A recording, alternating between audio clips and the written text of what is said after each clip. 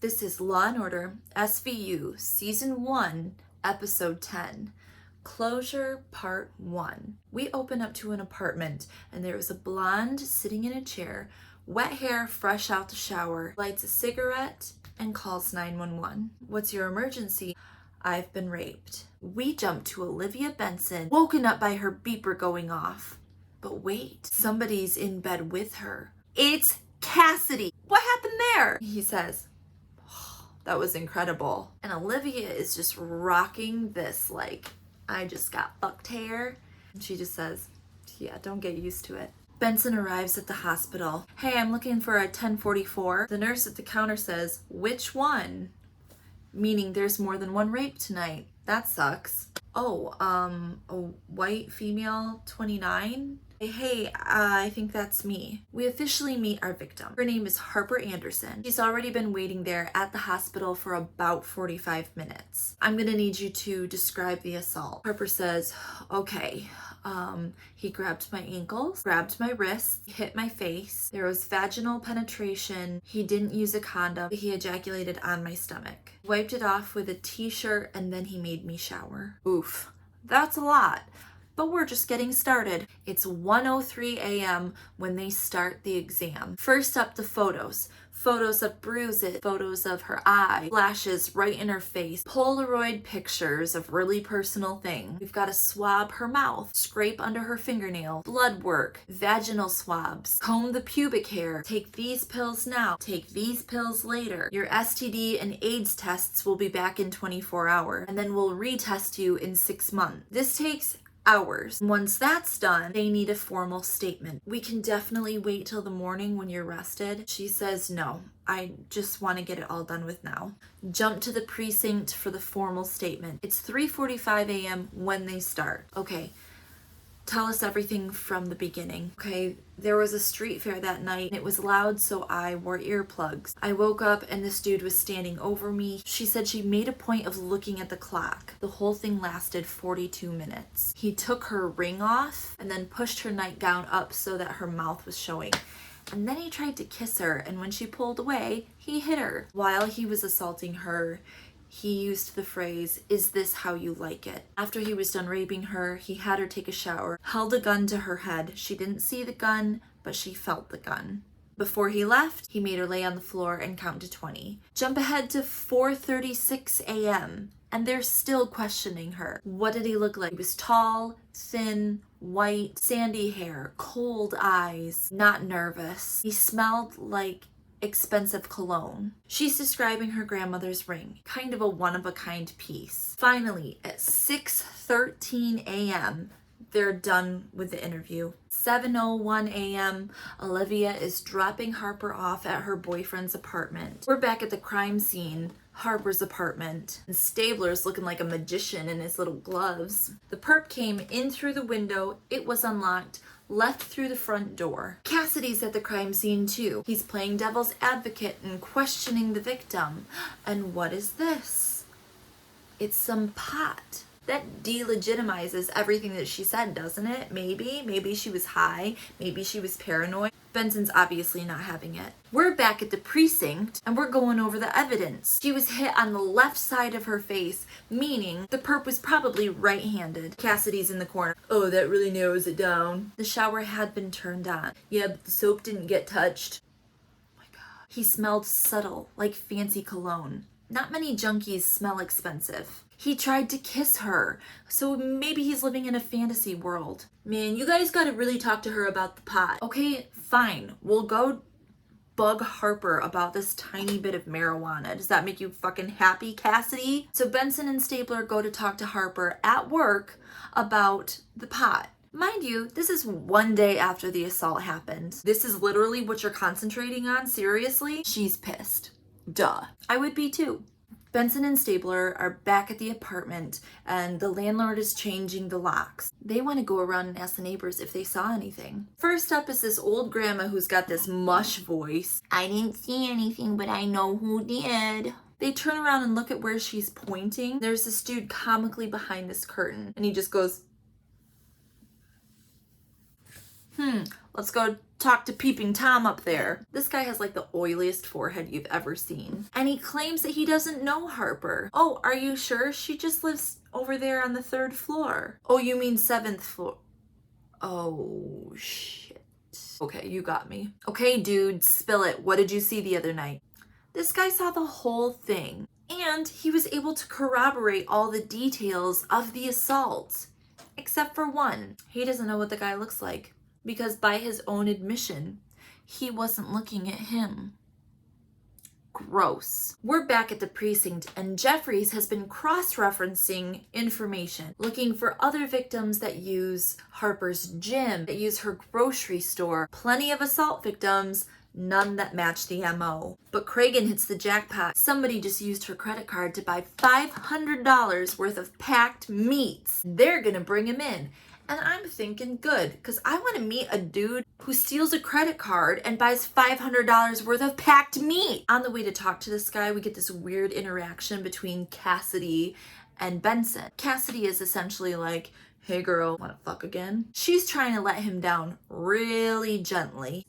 Is this about how he was being a dick at the crime scene? Because that wasn't personal. Last night wasn't personal either. She walks away classy as fuck and he's standing there like, somebody told me no? Benson walks around the corner and is like, hey, Stabler, partner, let's make weird, awkward small talk. How long have you been sleeping with Cassidy? I'm sorry, what, Dad? Come on, confide in me. Okay, fine. He's so clingy and fragile. What do I do? Just be nice to him. He'll get over it. It's fine. It happens. So we're dealing with the meat guy and he's got a long rap sheet, but it's robbery. It's not violent crime. He does actually fit the description. So they give Harper a call. Hey, come on down, see if you can identify him. Turns out this dude was locked up last night. He couldn't have been the rapist. Shit. Oh, let him go. So meat guy takes off and then Harper comes in.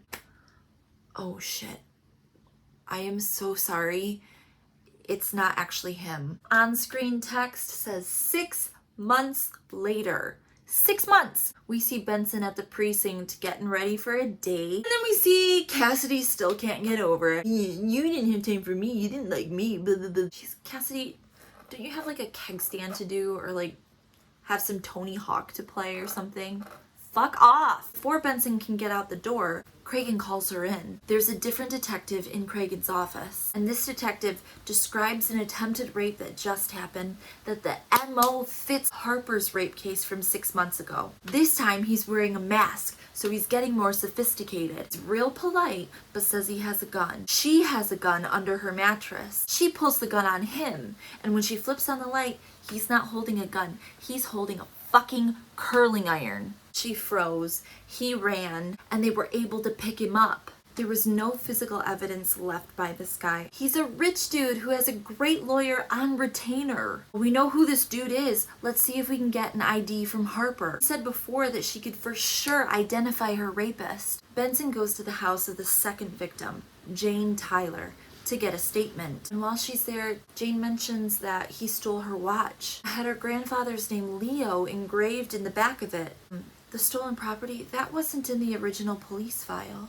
And then she knows. Jane, what else wasn't in the police file? Did he rape you? Head in hands, she nods. Why didn't she tell the police? Why didn't she report all of this? We saw what Harper went through. And hours of super invasive, humiliating scrutiny. Some people didn't believe her. Jane Tyler says to Benson, the cops were everywhere, and I just wanted them to go. So now we're at the gorgeous swanky ass home of Kenneth Cleary.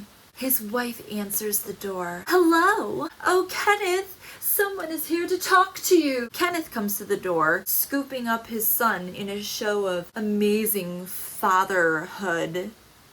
He looks like if Steve Zahn had an older brother that was fake blonde and a total douchebag. The wife's got the door open like this. Benson says, Elliot, the ring. His dumb fucking wife is wearing Harper's ring. So they bring him in for questioning. He's got an answer for everything. Shocker. Benson leans in. You smell expensive. Oh, That's a nice fucking watch. Can I see it? It says Leo under it. What's that about? It's my astrological sign.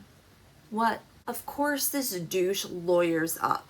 Meanwhile, Cragen's being a dick and pointing out that they don't have any forensic evidence. There are holes in this case. We cannot arrest him. Technically, there's only one rape because Jane didn't report hers. Yeah. What about the trophies, the ring, the watch? We can probably hold him for a couple of hours. We need Harper here to identify him. Go get her. They go to her apartment. She's not there. The landlord is. She moved so quickly she left her security deposit. They find her boyfriend, or ex-boyfriend. She lost her job because she wasn't sleeping. She stopped eating. She'd only sleep during the day or at night with all the lights on. But then I couldn't sleep, so then I was in trouble at my job. She only ever slept with her running shoes on. But they got her address from the boyfriend. She opens the door. Never come here again. Slams the door. Okay. So they're talking to the ADA to see if there's anything else that they can do. What about Clary's wife? Nope, she gives him an alibi. What about the trophies? Clary says he bought them off of the street from some dude named TJ. TJ doesn't exist. Benson wonders, can we legally compel Harper to talk? You're talking about a victim, Olivia. Yikes, come on. Cragen says, put his picture in a photo lineup. Go get it to Harper, whatever you have to do. You only have a couple of hours. Meanwhile, in the interrogation room, we've got Munch, Stabler, Cleary, and Cleary's lawyer. It's just like 4 dudes comparing dicks. Benson and Cassidy go to Harper's apartment. They don't have a lot of time. Finally, Harper lets them in. And I'm telling you guys, this actress, if this actress did not get an award for this performance, something is damn wrong with the world. So good. She says she's over it. Lit a candle. She did the therapy. She did yoga. She cut her hair. She's moved on. Cassidy, like an idiot, says, well, maybe he's not the guy who did her. She marches back up to him. The guy who did me? He raped me, you ass! Can I just like replay her yelling at Cassidy over and over again? She says, I'm better now. Oh yeah? When was the last time you slept without your running shoes on? Just come down and ID this guy. All right, moment of truth. We're at the precinct. In walk these guys for the lineup. Cleary's number 4. Cragen says, please go down the line and say, is this how you like it? And they zoom into Cleary's face as he says, is this how you like it? Benson looks at Harper. He's not here.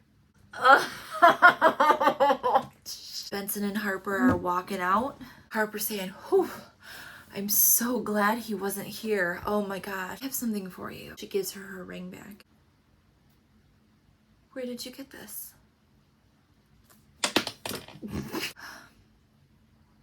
From a man you couldn't identify. And that was Law & Order SVU Season 1, Episode 10, called Closure, Part 1.